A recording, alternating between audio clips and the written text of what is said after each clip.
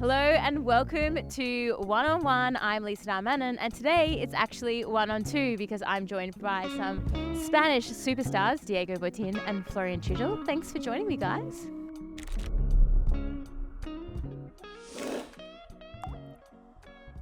You guys have had a busy day. It's late in the day. How's your sail? San Francisco is always very special. It's quite hot, and then you turn the corner and all of a sudden, I'd say the temperature drops around 5 degrees and the breeze is on. So we had a really nice day, and we actually, saw some boats come back home earlier because the day was so good and so long that it was maybe a bit too much. But I think we tried to really go for it and work on some technique for the weekend. Well, we know you've got a big weekend coming up, but we're not going to talk about that. I'm sure you're going to talk about it enough. And they will get it! Vamos España! Spain claims season 4! Vamos de gas! It is official! Absolutely insane grand final race. But what I do want to talk about is you guys sailing together. You spend a lot of time together here at SailGP and also the Olympic world. Diego, what made you want to sail with Flo? I think we both knew that it's something that could work, no? And we wanted to give it a go, and we did, especially talking about the Olympic campaign, because SailGP blended up because of other aspects, no? And I think we were correct. It's been going really well, and we're ready for the games after a big journey, and looking forward to it. And Flo, why do you enjoy sailing with Diego? I think it's obviously I didn't know when we sort of started speaking about it and thinking about it, but in the aftermath, I think we add on to each other quite well, and we're a bit different, but we're same in the aspect that we really wanted to pursue the excellence in the 49er in this case, no? And he has got a very long journey in the class already, over 10 years, I would say more than 11 almost, and I'm just new into it after Tokyo, and just trying to get everything going and learning fast to be able to be on top of the level. And here we are. It's a couple of weeks out to the games, and we feel ready. Everything's ready, even our spares, which is good. Always important. We're looking forward to trying to deliver our personal best performances there. Now, the feeling leading into Olympics, I think, for everyone listening at home, it's like you've got this amazing to-do list that you got to get through over 4 years. The 4 years goes quick. This year it's been 3 years. And you're never going to ever tick every box. You got to just tick as many as possible. But how's the prep been going? You guys have been so busy doing this as well. Yeah, I think combining it with SailGP has been actually really good, but made the journey super busy. Obviously, we only have been sailing for the last 2 years, no? We spend like 4 days a month at home. And I think we managed to, as you said, you never get completely ready, but we managed to put things quite well together. I feel like we come in a very good moment. Personally, I feel like it's the best moment of my sailing career right now, and I think it couldn't come in a better moment. I remember also leaving home at the beginning of this month, now looking to the month we have in front with the final here in San Francisco and the games. It feels like the two biggest events of our lives are in the same month, no? It's like something crazy. Do you feel like you're on autopilot, like you're just doing it, you're not really realizing what you're about to achieve? Probably that's what we will feel like in August once everything finishes.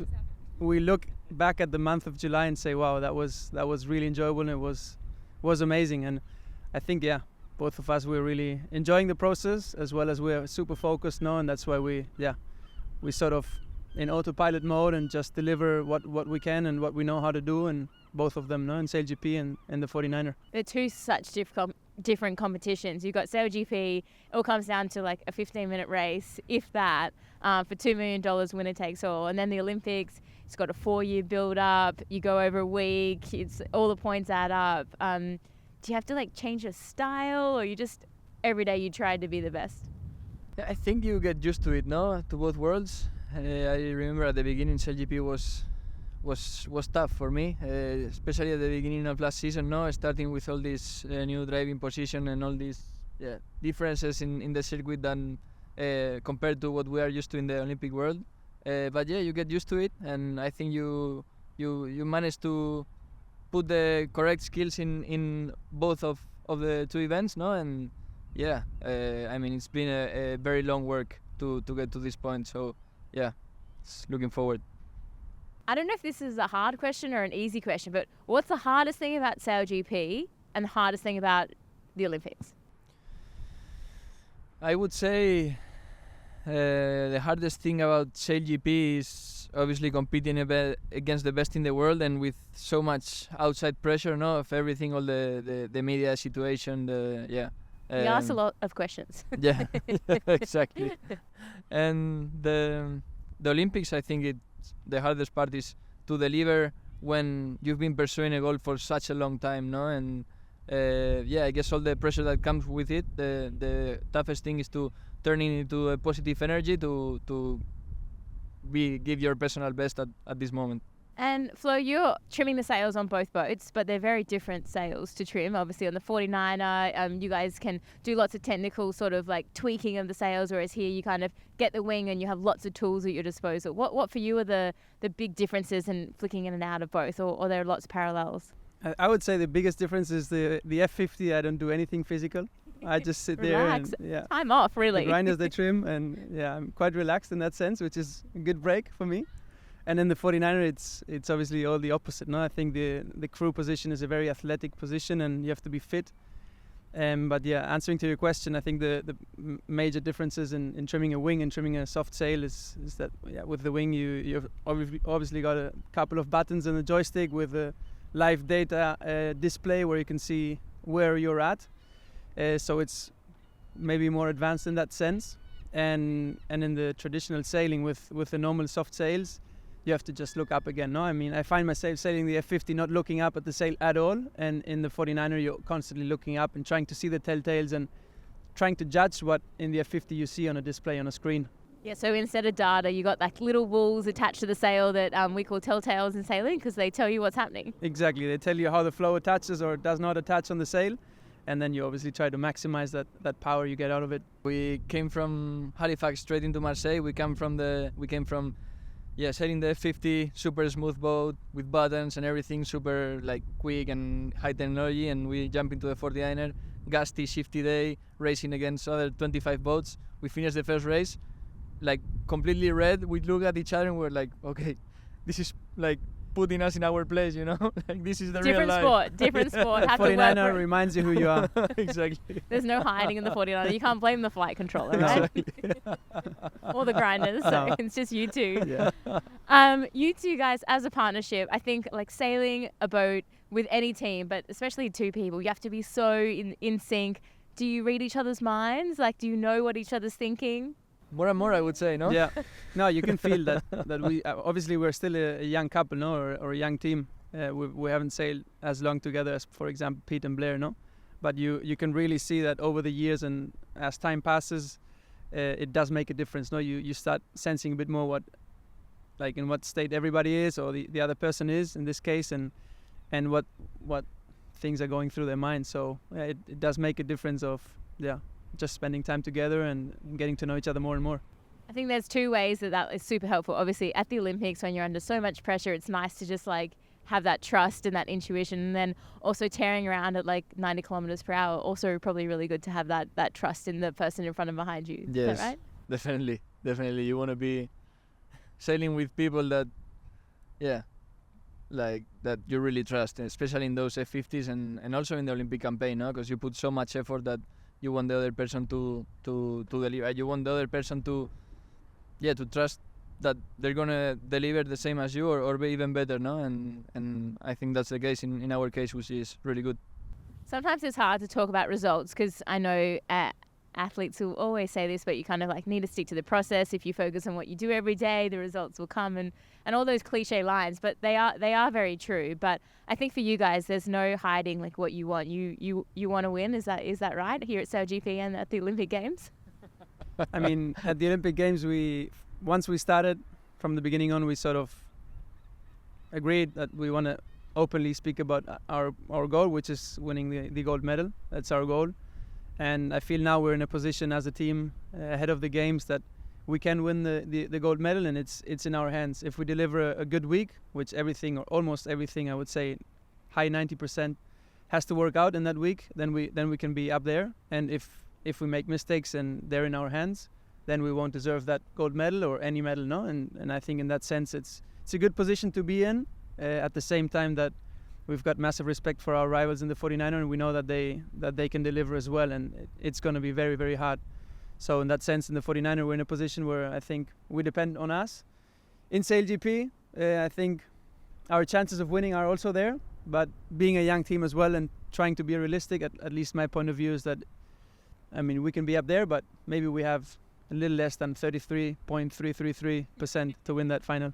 A little battle ahead of you before you get there, but I think, I mean, being really clear about what you want makes you motivated in a way, and I think it's kind of exciting. I'm not competing at this Olympics. I did the last two, and I'm a little bit jealous of like that adrenaline that you must be feeling right now, that you feel ready to perform, and now's the moment you can really lay it on the table. But I mean, taking back to Tokyo, obviously you were both racing there. Diego, you just missed out on a medal, if my memory is correct, and Flo, you're in reach as well to that just bronze. behind you. Just behind me, yeah, 5th and 6th, I think. Yeah. It was a pretty insane competition with COVID, but I mean, coming home without a medal, I mean, you might have different experiences, but how did that, we might start with you, Flo, how did that feel to you? Were you happy? Were you frustrated? I mean, it's a long time. Yeah, with Tara we had quite a last minute sort of team up towards the games. Then with COVID everything got postponed. Obviously we had one more year of preparation, and I think we had realistic chances of winning a medal, maybe not the gold medal, but of winning one medal. And we still had them, if not big, until the last day in the medal race. And yeah, at the end it didn't work out, and obviously we were not happy about that. No, that was not our goal to finish 6th. We wanted to really beat you as well, but we didn't manage either. So yeah, I think that for sure we drew some good learnings out of that week, and that is for sure helping in my case now a lot. No, with that experience for the next preparation, which I think we approach as from a more mature perspective. The Olympics is such a unique regatta, but Diego, what's your Olympics experience has been like? Well, I've been in 2 Olympics. First in Rio, which were our first Olympics now, and we came there thinking that we could potentially win a medal, but we also knew that we were inexperienced. We had a couple of good results before that, and we went for it. We made our mistakes. We finished in the medal race, and we got the experience to the next games in Tokyo. And I feel like in Tokyo we had a very good fleet racing before the medal race. I feel like we sailed really well there, and we arrived to that medal race, I think 4 points from Peter and Blair, and equal points with Dylan and Stu that they got gold later. And the 4th boat was quite far, no? And we were kind of playing for those medals, and we did a terrible medal race, and we ended up equal points with 3rd, but 4th because who wins the medal race? I didn't know that. Yeah. That's really, really hard. Yeah. And so who was 3rd? Eric, actually. Eric on the Atomic. German team. Yeah. Oh, of course. Yeah, and we were training partners and everything. So happy for them. But obviously in that moment Painful. it was so painful. But to be honest, I got through it super quick, and trying to find new goals in life. And I mean, I was crying that day in that moment, and then the next day I was same as the day before again. So looking forward for the next one, see what happens. I think it's so interesting in competitive sport. There's so many people that want to turn up on the day and win, and so many more people I don't know if this is true, but like so many people go home disappointed. But it's like that pursuit of excellence, the fact that it's actually just so hard to actually obtain that makes you want to chase it a little bit harder. What drives you, Flo, to try win here at SailGP and win a gold medal? Well, I think it's, as you said, it's trying to probably be the best version of yourself, which is what you're pursuing, no? And we've got, me personally, we in our team, we've got so much to learn from all these other teams that got so much cup experience, Olympic experience, and also SailGP experience. And I mean, it's already been 3 seasons for us in the Spanish team, and we can feel that we are starting to be one of the more experienced teams, and that's obviously already showing that we're on the right track. And Diego, what drives you? You've had a very successful sailing career. It's not over. It's just starting. Yeah, that's how it feels. I think for me the biggest thing is to be able to learn, as Flo said, to be the best version of ourselves, and I really mean it. I think we obviously want to win, and we want it like badly, but the thing we want the most is to be the best sailors we can be, and probably in the future the results will come, no? And I think SailGP is boosting us in that regard, and I think being in the position we are now is a privilege, because being under pressure against the best teams in the world, against the best sailors in the world, there's nothing that can grow you more, no? And I think that's the thing I'm more thankful for, to be in this position. Well, Diego, this is all going to come out when we know the results of San Francisco. Right now we're sitting here and we don't know, but it's been an amazing year for you. You guys got two event wins. How do you feel it's gone as a team, as a leader of the Spanish team, after, last year was pretty rough, obviously with driver changes, moving from flight controller to the wheel. It's been a lot for your team. Yeah, we went through a lot, and I think we had a very clear vision in the beginning of the season, and I think we managed to work that vision and pull it off, no? Also, one thing that helped us a lot is the incoming of our new CEO Tony last year, which made us be able to focus on the performance side and really develop that side, and he's way more in charge of let's Commercial say side. commercial side. Yeah, sorry. And I think it's coming along very nicely together, no? And I think out of this something very big can emerge, and we are working hard for it. And yeah, we will see what season 5 brings for us. Well, season 5, Flo, we've seen the calendar's just been released, I think a couple of days ago. We're going back to Spain. Vamos. Those fans are incredible. How much are you looking forward to next season? Obviously, there's a lot of unknowns, but can you look past the weekend to next season and tell me what you're thinking? Yeah, the season 5 for us, I mean, we're not only dreaming of it, but I think we see realistic chances of being there. Obviously, it's going to be a fight between the non-private teams yet to find the fundings, but we're quite confident that we can be one of them. And yeah, we'll be one more boat. It's going to be crowded. I mean, I think we have more packed and less packed race areas, bigger and smaller race fields. And yeah, what we really want to do is start delivering from the beginning onwards, no, and try to drive this momentum that we have been generating in these last events or throughout the season 4 into starting off strongly and yeah, trying to be one of the teams of reference in the league. Well, SailGP, it's so exciting to be part of it and see what's going to happen next. We are here on the dock, the sun's setting. The Seagulls are pretty stoked to be here as well, but we might wrap it up there. Thank you guys so much for your time. Thank you Good very luck much, at the Lisa. Olympics. I'll be watching, and can't wait to see what you guys do. Thanks for your time, Lisa. Thanks for joining One on One. We will be back soon with more athletes.